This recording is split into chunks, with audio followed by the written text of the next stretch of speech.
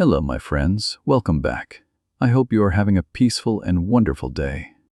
Today, I want to tell you the story of a shy young girl who never expected to inherit a throne and who went on to become the longest reigning monarch in British history. Today, her image is recognized in nearly every corner of the world. Her name was Queen Elizabeth II. When people think of Queen Elizabeth II, they often picture a calm, composed figure, dressed in elegant formal clothing, waving quietly to crowds from a palace balcony. But behind this composed image was a woman who spent 7 decades adapting to an ever-changing world, carrying enormous responsibility from a very young age. How did a young girl who was never meant to inherit the throne become one of the most recognized leaders in modern history? Let's find out together. Before we begin, if you enjoy learning English through stories, please subscribe to Everstory English. Your support helps us create more stories for your English learning journey. Elizabeth was born in 1926 in London, England. At the time of her birth, she was not expected to become queen. Her father, Prince Albert, known within the family as Bertie, was the younger brother of the heir to the throne. Elizabeth spent her early childhood as a fairly ordinary member of the royal family, enjoying horses, dogs, and a relatively quiet, private life alongside her younger sister Margaret. Everything changed in 1936. Elizabeth's uncle, who had become King Edward VIII, made the unexpected decision to give up the throne in order to marry a woman the government considered unsuitable for a queen. This sudden abdication meant that Elizabeth's own father unexpectedly became king, taking the name George VI. At just 10 years old, Elizabeth suddenly became the heir to the British throne, a position she had never anticipated or trained for during her earliest years. As a teenager during the Second World War, Elizabeth witnessed her country face tremendous hardship.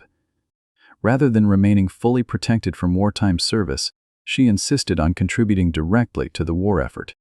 She joined the Auxiliary Territorial Service, training as a driver and mechanic, one of the few female members of the royal family in history to serve in the military in such a hands-on role. In 1947, Elizabeth married Philip Mountbatten, a naval officer she had known since childhood. Their marriage would last more than 7 decades, providing steady personal support throughout the extraordinary demands placed upon her public life. Just a few years later, in 1952, Elizabeth's father passed away unexpectedly while she was traveling abroad in Kenya. At just 25 years old, she suddenly became queen, informed of both her father's death and her new responsibility while still far from home.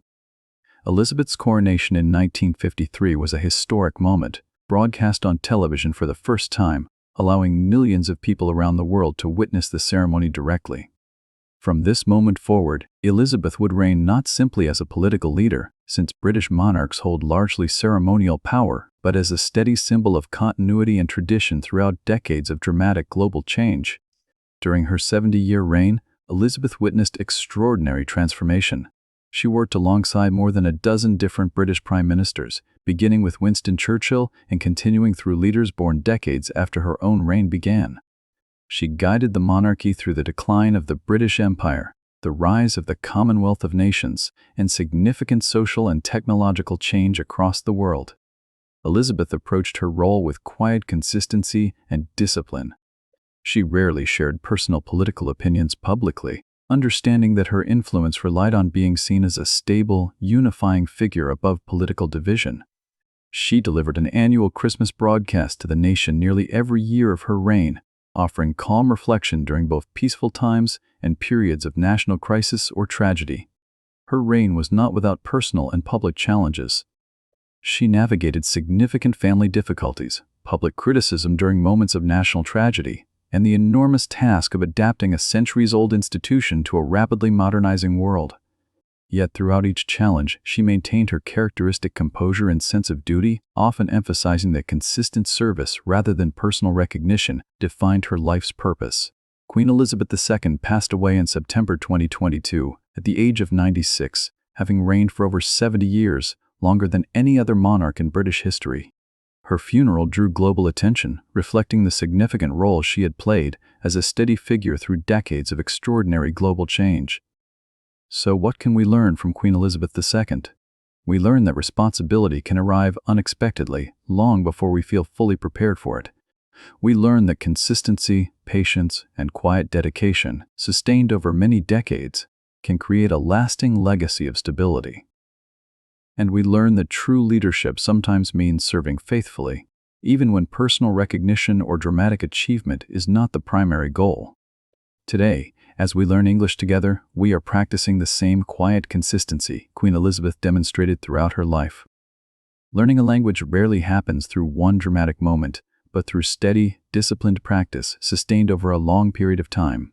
Just as she approached 7 decades of duty with patience and calm persistence, we can approach our own English learning journey the same way, one steady lesson at a time.